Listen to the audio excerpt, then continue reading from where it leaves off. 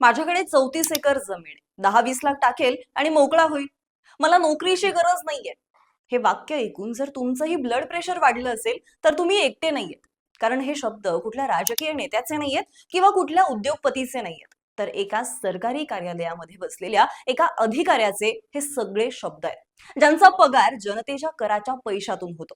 पुणे जिल्ह्यातील इंदापूर तालुक्यातील भूमी अभिलेख कार्यालयामध्ये घडलेला हा सगळा प्रकार म्हणजे सरकारी यंत्रणेतील मुजोरी, अरेरावी आणि मगरुरीचं जिवंत उदाहरण. बाकी संपूर्ण प्रकरण या व्हिडिओमध्ये बघूच, त्यामुळे व्हिडिओ शेवटपर्यंत नक्की पहा. नमस्कार, मी मयुरी कराडे आणि तुम्ही पाहत आहे ट्यूबलाइट. तर इंदापूर तालुक्यातील शेटफळ गावचे रहिवासी संतोष महादेव रगटे साधा शेतकरी माणूस. आपल्या जमिनीच्या मोजणी संदर्भातील कागदपत्रे मिळावीत म्हणून त्यांनी गट नंबर 252 या प्रकरणात भूमी अभिलेख कार्यालयामध्ये अर्ज केला. एकदा नाही, दोनदा नाही, तब्बल 3 वेळा अर्ज करून सुद्धा काम होत नव्हतं. यात मग सरकारी ऑफिसच्या पायऱ्या झिजवणं, साहेबांना भेटणं, हात जोडणं असलं सगळं करून सुद्धा सामान्य माणसाचं काम पुढे सरकत नव्हतं. त्यामुळे शेवटी वैतागून रक्टे यांनी उपअधीक्षक भूमी अभिलेखांकडे तक्रार केली. उपअधीक्षकांनी चौकशी करून मुख्यालय सहाय्यक विवेकानंद कुलकर्णी यांच्याकडे हे प्रकरण सोपवलं आणि इथूनच खरा प्रकार सुरू झाला. वरिष्ठांकडे तक्रार गेली. एवढ्यावरून कुलकर्णी साहेबांचा अहंकार दुखावला आणि त्यांनी थेट नागरिकालाच धारेवर धरायला सुरुवात केली. जेव्हा संतोष रक्टे कार्यालयामध्ये आपलं काम कुठवरती पोहोचलेलं आहे, म्हणजे त्या कामाची आत्ताची सध्याची स्थिती काय आहे हे तपासायला गेले, विचारायला गेले, तेव्हा समोर सरकारी अधिकारी म्हणून नाही तर संपत्तीचा माज मिरवणारा, धमकी देणारा माणूस उभा होता.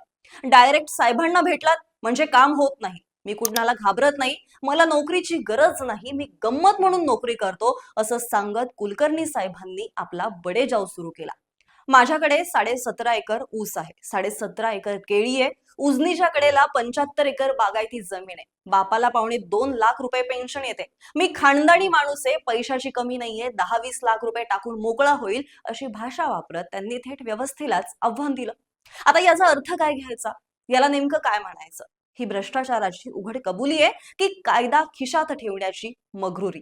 असो, कहर म्हणजे हा सगळा प्रकार केवळ तोंडी नाहीये तर कॅमेऱ्यामध्ये रेकॉर्ड झालेला आहे. आणि त्यानंतर हा व्हिडिओ जेव्हा सोशल मीडियावरती व्हायरल झाला आणि जनतेच्या संतापाचा तेव्हा उद्रेक झाला. कारण हा प्रश्न फक्त एका शेतकऱ्याच्या कामापुरता नव्हता, तर हा प्रश्न होता सरकारी अधिकारी स्वतःला देव समजतोय याचा. जनतेच्या पैशांवरती पगार घेऊन जनतेलाच दम देणं, धमकावणं, अपमान करणं या वागण्याचा. यानंतरही गंभीर बाब म्हणजे कुलकर्णी यांच्या विरोधात नशा करून कार्यालयामध्ये येण्याच्या तक्रारी सुद्धा दाखल झालेल्या होत्या. नागरिकांची गैरवर्तन, कामात कुचराई, वरिष्ठांना धाब्यावरती बसवणं अशा अनेक तक्रारी आधीपासूनच या विभागाकडे होत्या. त्यामुळे उपअधीक्षकांनी चौकशी करून पुणे विभागाच्या उपसंचालकांकडे अहवाल पाठवला. पुढे यातलं तथ्य तपासल्यानंतर विभागाचे उपसंचालक विष्णू शिंदे यांनी विवेकानंद कुलकर्णी यांना निलंबित करण्याचे आदेश दिले. त्यामुळे उशिरा का होईना पण कारवाई झाली. पण प्रश्न इथे संपत नाही, तर इथूनच खरे प्रश्न सुरू होतात. कारण जर हा व्हिडिओ व्हायरल झाला नसता तर ही कारवाई झाली असती का? जर सामान्य शेतकऱ्यांनी आवाज उठवला नसता तर हा अधिकारी अजूनही याच आविर्भावात वावरत राहिला असता का? आणि अशा किती रक्तेंची कामं आजही सरकारी ऑफिसमध्ये अडून पडलेली आहेत, यावरती विचार करायला हवा.